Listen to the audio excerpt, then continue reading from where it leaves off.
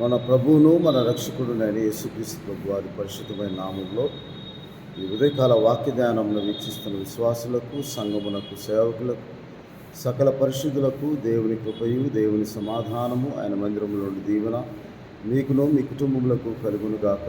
ఆమేన్. ఉదయకాల వాక్య ధ్యానము కొరింథీయులకు రాసిన అపోస్తలుడైన పౌలు కొరింథీయులకు రాసిన మొదటి పత్రిక 15వ అధ్యాయము 20వ వచనంలో మనం ధ్యానం చేసుకుందాం. ఇప్పుడైతే నిద్రించిన వారిలో ప్రథమ ఫలముగా క్రీస్తు మృతుల్లో నుండి లేపబడి ఉన్నాడు.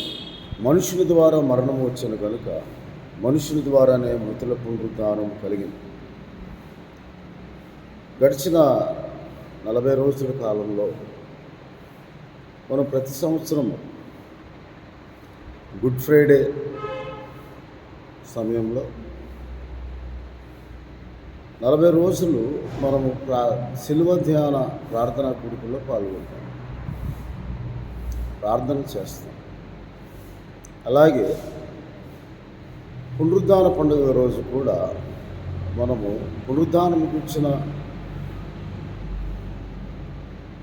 వాక్యములను విని ధ్యానించుకుంటూ ఉంటాం. అయితే అది కేవలము పారంపర్యాచార ప్రకారము ఈ పండుగల దినాల సమయంలో మాత్రమే కాక, ఇది మొదలుకొని ఆయన వచ్చే పర్యంతము యేసుక్రీస్తు ప్రభువారి శిలువ మరణమును, ఆయన పునరుద్ధానమును మనం ధ్యానం చేసుకొంచు, జ్ఞాపకం చేసుకొంచు, ఆయనను విశ్వాసముతో కూడిన ఆత్మతో ప్రార్థించేవారుగా ఉండాలి. అది కేవలము ఒకవేళ మనం ఆచారపరంగా మనం అవగాహన కలిగి ఉన్నప్పటికీ కేవలము ఇప్పుడు మాత్రమే మనం ప్రార్థనలు చేసేవారంగా, ఇప్పుడు మాత్రమే సిలువను గూర్చిన వాక్యం ధ్యానించేవారముగా, ఇప్పుడు మాత్రమే పునరుద్ధానము గురించి మనం ధ్యానించేవారముగా ఉంటే మన భక్తి నిష్ప్రయోజనం అయిపోతుంది. కాబట్టి యేసుక్రీస్తు ప్రభు వారు చెప్తూ ఉన్నారు మత్తయి సువార్త 15వ అధ్యాయంలో, ఒకవేళ మనం అలాగూ ఆచార ప్రకారంగా చేయువారమై ఉంటే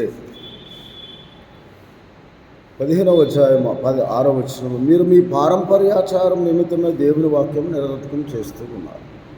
అలాగే 9వ వచనంలో, ఈ ప్రజలు తమ పెదవులతో నన్ను గణపరచుదురు కానీ వారి హృదయం నాకు దూరంగా ఉన్నది. మనుషులు కల్పించిన పద్ధతులు దైవోపదేశం బోధించి వారు నన్ను వ్యర్థముగా ఆరాధిస్తూ ఉన్నారు. ఒకవేళ మన భక్తి వ్యర్థమైపోతుంది, మన భక్తి నిష్ప్రయోజనమైపోతుందని దేవుని వాక్యంలో వ్రాయబడి ఉన్నది. అందువలన అపోస్తలుడైన పౌలు గారు తిమోతికి రాసిన మొదటి పత్రిక 4వ అధ్యాయం 8వ వచనంలో, శరీర సంబంధమైన సాధకము అనగా పారంపర్యాచారము, ఆచార ప్రకారంగా మనం కేవలం ఈ దినముల్లో మాత్రమే ప్రభు శిలువను జ్ఞాపకం చేసుకొని, ఆయన శిలువ మరణమును జ్ఞాపకం చేసుకొని, ఆయన కార్చిన రక్తమును జ్ఞాపకం చేసుకొని, నలగొట్టబడిన ఆయన శరీరం కేవలము ఈ ప్రభు శిలువ మరణ శ్రమల కాలంలో మాత్రమే ఆచారముగా ఆరాధిస్తూ ఉంటే అది శరీర సాధకము, సంబంధమైన సాధకం. అది కొంచెం మట్టుకే ప్రయోజనకరమగును. కానీ దైవభక్తి అనగా ప్రతినిత్యము అనుదినము మన శిలువను ఎత్తుకొని ప్రతిదినము ఆయన వెంబడించేవారుగా ఉండి, ఆయన శిలువ మరణము ఎవరి కొరకు, ఆయన తను తాను విమోచన క్రయదముగా ఎవరి కొరకు అప్పగించుకున్నాడు, ఎవరిని వెలయించుకొనటానికి ఆయన ఆ శిలువ యాగం చేశారు, తను తాను అర్పించుకున్నారు. మన కొరకు పాపమే శాపమై మన పాపంలోని బట్టి ఆయన ఈ లోకంలోనికి పాప శరీర ఆకారంతో వచ్చి తండ్రిచే పంపబడి అద్వితీయ దేవుని కుమారుడైనప్పటికీ, దేవునితో సమరూపము గలవాడైనప్పటికీ ఆయన దాసుని స్వరూపము దాల్చుకుని మనుషుల పోలికగా పుట్టి ఆకారమందు మనుష్యుడిగా కనబడి ఆయన శిలువ మరణం పొందినంతగా చూపిన విధేయతను, తండ్రి చిత్త ప్రకారమైన ఆయన సంకల్పమును నెరవేర్చుటకు ఆయన ఈ లోకంలోకి వచ్చాడని, నీ కొరకు నా కొరకు శిలువ మరణం పొంది మనమందరం పాపం నుండి విడిపింపబడటానికి, ఆయన విమోచించడానికి శిలువ మరణం పొందినంతగా తండ్రికి విధేయత చూపిన వాడై మనందరి దోషములు ఆయన మీద మోపుట ద్వారా, సమాధానార్థమైన శిక్ష ఆయన భరించడం ద్వారా, ఆయన మనకు కలుగజేసిన ఆ విడుదల, మన దేహం యొక్క విమోచన, పాపము నుండి విమోచన, నీతికి దాసులుగా మనలను ఆయన శిలువ యాగము ద్వారా పరిశుద్ధపరిచి తన రక్తంచే ప్రోక్షించి మనకు కలుగు చేసిన విడుదలను మనం ప్రతినిత్యము అనుదినము ఆయన నామందు విశ్వాసం ఉంచిన వారంగా జ్ఞాపకం చేసుకుని ఆయన దేవుని ఆత్మ వలన ఆరాధించుకున్న దైవభక్తి. అది కేవలము పండగల సమయంలో ఆ దినములు మనుషుల పారంపర్యాచారం ప్రకారం నియమింపబడిన ఆ దినములలో మాత్రమే కాక ప్రతిదినము మన సిలువనెత్తుకోవాలని లూకాసు వార్త 9వ అధ్యాయం 23వ వచనంలో యేసుక్రీస్తు ప్రభువారు చెప్తూ ఉన్నారు. ఆ దైవభక్తి ఇప్పటి జీవం విషయంలోనూ, ప్రస్తుతం మనం జీవించిన జీవం విషయంలోనూ, రాబోవు జీవం విషయంలోనూ వాగ్దానంతో కూడినదైన అన్ని విషయంలో ప్రయోజనకరము అవుతూ ఉన్నది. కాబట్టి ఈ వాక్యం నమ్మదగినది, పూర్ణాంగీకారణకు యోగ్యమైనదని దేవుని వాక్యంలో రాయబడింది. అందువలన ఈ పునరుద్ధానము కూడా యేసుక్రీస్తు ప్రభువారు, ఈ పునరుద్ధానం కూడా యేసుక్రీస్తు ప్రభువారే నేనే పునరుద్ధానము, నేనే జీవమై ఉన్నాను అని చెప్తాను. నా యందు విశ్వాసం ఉంచేవాడు చనిపోయిన మరలా బ్రతికి నా యందు విశ్వాసం ఉంచేవాడు ఎన్నటికీ చనిపోడని యేసుక్రీస్తు ప్రభువారికి సెలవిచ్చిన మాటను మనం జ్ఞాపకం చేసుకుంటాం. అందువల్ల మనందరికీ కొరకు ఆయన శిలువ మరణం పొంది సమాధి చేయబడి 3వ దినం తిరిగి లేచాడు. ఎలాగో ప్రథమ ఫలముగా క్రీస్తు మృతుల్లో నుండి ఇప్పుడు నిద్రించిన వారిలో యేసుక్రీస్తు ప్రభు నామమందు ఇప్పటి నుండి అనే మాట మనము ప్రకటన గ్రంథం 14వ అధ్యాయంలో 20వ అధ్యాయం 14వ వచనంలో చదువుతాం. ఇప్పటి నుండి యేసుక్రీస్తు నామమందు ఎప్పుడైతే నువ్వు విశ్వాసం ఉంచుతావో అప్పటి నుండి క్రీస్తునందు మృతులైన వారు ధన్యులు. వారు లేపబడుటకు యేసుక్రీస్తు ప్రభు వారు ముందుగా ఆయన ఎలాగూ మరణము పొంది పునరుద్ధానుడయ్యారో, ఆయన నామందు విశ్వాసం ఉంచిన వారు కూడా అలాగే పునరుద్ధానములుగా లేపబడతారని ప్రథమ ఫలముగా మొట్టమొదటిగా ఆయన లేవికాండ 23వ అధ్యాయంలో చెప్పబడిన ఆ 7 పండుగల్లో ప్రథమ ఫలము పండుగ ఆయన లేపబడ్డాడు. ఆ తరువాత ఒక మాట రాయబడి 22వ వచనం 1 కొరింథీయులకు రాసిన పత్రిక 15వ అధ్యాయంలో, ఆదామునందు అందరూ ఎలాగూ మృతి పొంది ఉన్నారో అలాగనే క్రీస్తునందు అందరూ బ్రతికింపబడతారు. ఎవరెవరు బ్రతికింపబడతారు? ప్రతి వాడును తన వరుసలో బ్రతికింపబడును. ప్రథమ ఫలము క్రీస్తు. తరువాత క్రీస్తు వచ్చినప్పుడు, అనగా యేసుక్రీస్తు తన సంఘము కొరకు, ఆయన నామందు విశ్వాసం ఉంచిన వారి కొరకు ఆగమనమందు, కింద ఫుట్నోట్లో ఆగమనం ఉంటుంది, ఆయన మేఘముల్లో మనల్ని తీసుకొని పోవటానికి, మనం కొలిపోబడటానికి వచ్చినప్పుడు ఎవరు బ్రతికింపబడతారు? ఆయన వారు బ్రతికింపబడతారు. దాని గురించి యెషయా గ్రంథంలో ముందుగానే ఆయన వారు బ్రతికింపబడతారని యెషయా గ్రంథం 26వ అధ్యాయంలో ఇలాగ దేవుని వాక్యంలో రాయబడి ఉన్నది. ఏమని అంటే 19వ వచనం, మృతులైన నీ వారు బ్రతుకుదురు అనే మాట రాయబడి, ఆయన వారు బ్రతుకు, ఆయన వారు, మనము ఆయన వారము, ఆయన ప్రజలము, ఆయన మేపు గొర్రెలము, కీర్తన గ్రంథము 100వ అధ్యాయంలో రాయబడి. అలాగే యేసుక్రీస్తు ప్రభువారు పునరుద్ధానుడైన ప్రకారము మనము కూడా పునరుద్ధానులుగా ఎత్తబడి, పునరుద్ధానమై ఆ శక్తి మనకు కావాలా. అందుకే ప్రథమ ఫలముగా క్రీస్తు మన కొరకు ఆయన లేపబడి ఉన్నారు. అలాగే మనము కూడా బ్రతుకుతామని రోమాపత్రికలో ఇలాగ దేవుని వాక్యం 8వ అధ్యాయంలో 10వ వచనంలో, క్రీస్తు మీలో ఉన్న ఎడల మీ శరీరము పాపం విషయమై మృతమైనది కానీ మీ ఆత్మ నీతి విషయమై జీవం కలిగి ఉన్నది. మృతుల్లో నుండి యేసును లేపిన వాని ఆత్మ మీలో నివసించిన ఎడల చావునకు లోనైన మీ శరీరంలో కూడా మృతుల్లో నుండి క్రీస్తు యేసును లేపిన వాడు మీలో నివసిస్తున్న తన ఆత్మ ద్వారా ఆయన జీవింప చేయును. మనము కూడా నిద్రించిన మనము కూడా మేల్కొన్నట్లుగా పరిశుద్ధాత్మ, క్రీస్తు నామం పంపబడిన ఆత్మ, క్రీస్తు ఆత్మ మనలో ఉండిన ఎడల, మనలో నివసించిన ఎడల మనము కూడా లేపబడతామని జ్ఞాపకం చేసుకుని మనం నిరీక్షణ కలిగి, విశ్వాసంతో కూడా నిరీక్షణ కలిగిన వారమై ఆయన వస్తాడు తప్పక అని ఎదురు చూస్తూ తేల్చూచు ఆయన రాకడ కొరకు కనిపెట్టువారుగా ఉండినప్పుడు మనము కూడా బ్రతికింపబడతామని దేవుని వాక్యంలో రాయబడి ఉన్నది. అందుకే అపోస్తలుడైన పౌలు గారు తిమోతికి రాసిన 2వ పత్రికలో సువార్త ప్రకటిస్తూ, పునరుద్ధానం గురించిన సువార్త ప్రకటిస్తూ 2వ అధ్యాయము, తిమోతికి రాసిన 2వ పత్రిక 2వ అధ్యాయము 9వ వచనంలో, నా సువార్త ప్రకారము దావీదు సంతానంలో పుట్టి మృతుల్లో నుండి లేచిన యేసుక్రీస్తును జ్ఞాపకము చేసుకొనుము.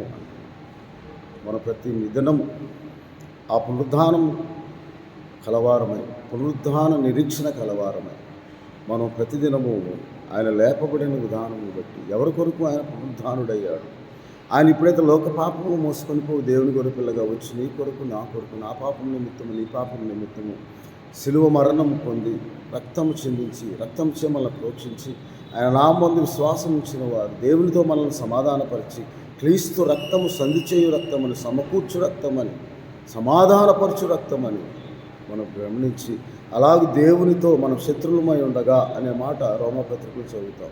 తన ఉగ్రత నుండి మనల్ని రక్షించడానికి ఆయనే మనం పొందవలసిన ఉగ్రతను ముందుగానే శిలువ మరణము ద్వారా పొంది నీకు నాకు సమాధాన స్థితిని అనుగ్రహించి ఆయన సమాధి చేయబడి తిరిగి మృతుల్లో నుండి మరణమును మింగివేసి మరణమును జయించి, ఓ మరణమా నీ ముళ్ళు ఎక్కడ, ఓ మరణమా నీ విజయం ఎక్కడ అని చెప్పి ఆయన చూడండి, 1 కొరింథీయులకు రాసిన పత్రిక 15వ అధ్యాయంలో ఒక చక్కని మాట అపోస్తలుడైన పౌలు గారు రాస్తారు. 15వ అధ్యాయంలో ఇలాగ దేవుని వాక్యంలో 1 కొరింథీయులకు రాసిన పత్రిక 54వ అధ్యాయం, ఈ క్షయమైనది అక్షయతను ధరించుకున్నప్పుడు ఈ మత్స్యమైనది అమర్త్యం ధరించుకున్న విజయమందు మరణము మింగివేయబడను అని రాయబడిన వాక్యము నెరవేరు. ఓ మరణమా నీ విజయం ఎక్కడ, ఓ మరణమా నీ ముళ్ళు ఎక్కడ. మరణపు ముళ్ళు పాపము, పాపంకున్న బలము ధర్మశాస్త్రమే అయినను మన ప్రభువైన యేసుక్రీస్తు మూలముగా మనకు జయము అనుగ్రహించిన దేవునికి స్తోత్రము కలుగును గాక అని దేవుని వాక్యంలో రాయబడి ఉన్నది. అలాగే మనము కూడా అలాగే 42వ వచనంలో 15వ వచనం, మృతుల పునరుద్ధానము కూడా అలాగే శరీరము క్షయమైనదిగా విత్తబడి అక్షయమైనదిగా లేపబడును, ఘనహీనమైనదిగా విత్తబడి మహిమ గలదిగా లేపబడును, బలహీనమైనదిగా విత్తబడి బలమైనదిగా లేపబడును అని దేవుని వాక్యంలో రాయబడి ఉన్నది. కాబట్టి మనము కూడా అలా అటువంటి ధ్యానమును, పునరుద్ధానం గురించి నిరీక్షణ గలవారని ఆయన జ్ఞాపకం చేసుకోవాలని దేవుని వాక్యంలో రాయబడి, అందుకే పౌలు గారు తిమోతికి రాసిన 2వ పత్రికలో చెప్తూ ఉన్నారు. కాబట్టి మనము కూడా ఆయన యేసుక్రీస్తును, మృతుల్లో నుండి ఇచ్చిన యేసుక్రీస్తును జ్ఞాపకం చేసుకున్న వారంగా ఉన్నప్పుడైతే చూడండి ఒకసారి 2వ తిమోతి 2వ అధ్యాయము 10వ వచనంలో, అందుచేత ఏర్పరచబడిన వారు నిత్యమైన మహిమతో కూడా క్రీస్తు యేసునందలి రక్షణ పొందవల్ల నేను వారి కొరకు సమస్తమును ఓర్చుకుంటున్నాను. ఈ మాట నమ్మదగినది. ఏమనగా మనం ఆయనతో కూడా చనిపోయిన వారమైతే ఆయనతో కూడా బ్రతుకుతాము, సహించిన వారమైతే ఆయనతో కూడా ఎలుదుము. ఆయనను ఎరుగుమంటే మనలను ఆయన ఎరుగునన్నాడు. మనం నమ్మదగిన వారమైనప్పటికీ ఆయన నమ్మదగిన వాడుగా ఉండు, ఆయన తన స్వభావములకు విరోధముగా ఏమీయూ చేయనేరడు అని దేవుని వాక్యంలో రాయబడి. కాబట్టి మనమందరం అలాగూ ఆయన పునరుద్ధానుడే లేచిన యేసుక్రీస్తును మనం నిత్యము జ్ఞాపకం చేసుకుంటాం.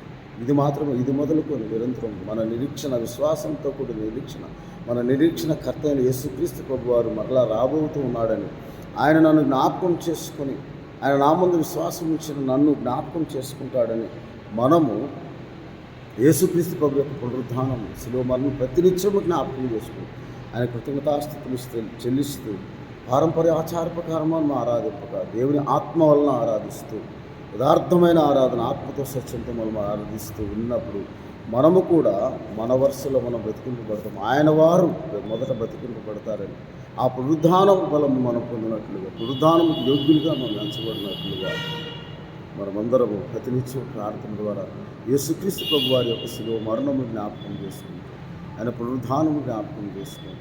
ఆయనే పునరుద్ధానం, ఆయనే జీవం, ఆయనే మార్గము, ఆయన సత్యం, ఆయన ఎందే జీవం ఉన్నదని, ఆ జీవం ఆయన ప్రత్యక్షమైనప్పుడు మనకు జీవమై ఉన్న యేసుక్రీస్తు అంటాడు. కొలసీలకు రాసిన పత్రిక 3వ అధ్యాయము 3-4 వచనాలు. కాబట్టి ఆ జీవం పరలోకంలో మనకు భద్రపరచబడి ఉన్నది. ఆయన మనకు ఆ పునరుద్ధాన బలమును శక్తిని అనుగ్రహించి ఆయన శబ్దం విన్నట్లు కడమురమును ప్రధాన దూత శబ్దంతో ఆయన వచ్చి మేఘంలో ఆయన వచ్చి మనలందరినీ సజీవులుగా నిల్చున్న మనలను మొదట క్రీస్తునందు మృతులైన వారు లేస్తారు. ఆ తర్వాత సజీవులుగా నిల్చున్న మనం ఆయనతో కూడా సదాకాలం జీవించటకు మేఘంలో కొనుక్కోబడటానికి మనం తేరుచూచు వారంగా, ఎదురుచూచు వారంగా, నిరీక్షణ గలవారమే, సంతోషిస్తూ ప్రార్థన ఎందుకు పట్టుదలగాను, ఆత్మ ఎందుకు తీవ్రత గలవారమే ఉండినప్పుడు ఆయన మనల్ని జ్ఞాపకం చేసుకుంటారు. అలాగూ మనమందరం ఇది మొదలుకొని నిరంతరం ప్రతి నిత్యము ఆయన పునరుద్ధాన బలం పొందినట్లుగా ఆయన పునరుద్ధానం జ్ఞాపకం చేసుకుని ఆయన రక్త ప్రోక్షణ ద్వారా మన పాపములు ఆత్మకు శరీరం కలిగిన కల్మషములు మనం పవిత్రులుగా చేయబడినట్లుగా ఈ మాట నమ్మదగినది, అందరికీ ప్రయోజనకరమైన విశ్వాసులకు రక్షకుడైన యేసుక్రీస్తు ప్రభువారు ప్రత్యక్షమైనప్పుడు మనం కూడా ఆ మహిమా ప్రత్యక్షతలో పాలివారంలో ఉన్నట్లు దేవుని కృప మనకు అనుగ్రహింపబడినట్లు మనమందరూ ప్రార్థనలో పట్టుదల కలిగి ప్రతి నిత్యము ఆయన పునరుద్ధానమును సెలవు మనం జ్ఞాపకం చేసుకుంటూ కేవలం పండుగల సమయంలో మాత్రమే కాక ప్రతి దినము మన సెలవును ఎత్తుకుని ఆయన వెంబడించే వారంలో ఉన్నప్పుడు ఆయన మనల్ని జ్ఞాపకం చేసుకుంటారు. ప్రభానికి స్తోత్రాలు, కృపగల దేవ, ఈ వాక్యాన్ని బట్టి స్తోత్రాలు. ఇది మొదలుకొని నిరంతరం ఈ వీడియో ద్వారా వీక్షిస్తున్న ప్రతి ఒక్కరికి కేవలం పారంపర్య ఆచార ప్రకారం వ్యర్థంగా ఆరాధించక విన్న వాక్యం నిరర్థకం కాకుండా ప్రతి నిత్యం మా శిలువను మేము ఎత్తుకొని మిమ్మల్ని వెంబడిస్తూ మీ పునరుద్ధాన బలం పొందినట్లుగా మీ పునరుద్ధానము జ్ఞాపకం చేసుకో. మేము కూడా మీ ప్రభా పునరుద్ధానంలో పాలివారమై ఉన్నట్లు, లేపబడినట్లు, బ్రతికింపబడినట్లు మీ సహాయం, మీ ఆత్మ నడిపింపును దయచేయండి. మా ప్రభువును మా రక్షకుడైన యేసుక్రీస్తు వారి పరిశుద్ధమైన ప్రార్థన చేయించున్నాను తండ్రి. తండ్రి దేవుని ప్రేమ, ప్రభువును రక్షకుడైన యేసుక్రీస్తు వారికి పరిశుద్ధాత్మని చాదరు మీకును మీ హృదయములకు తలంపులకు కాబడి ఆయన మీ సమాధానం అనుగ్రహించి ఆయన పునరుద్ధాన బలం అనుగ్రహించి ఆయన రక్షణ భాగ్యం అనుగ్రహించి ఆయన విశ్వాసంతో కూడిన నిరీక్షణతో మనం ఎదురు చూసే వారు ఉన్న పరిశుద్ధాత్మ దేవుడు మనకు సహాయం చేసి పరలోక విషయంలో ఆత్మ సంబంధం ప్రతి ఆశీర్వాదము అనుగ్రహించునుగాక. దేవుడు మిమ్మల్ని దీవించునుగాక.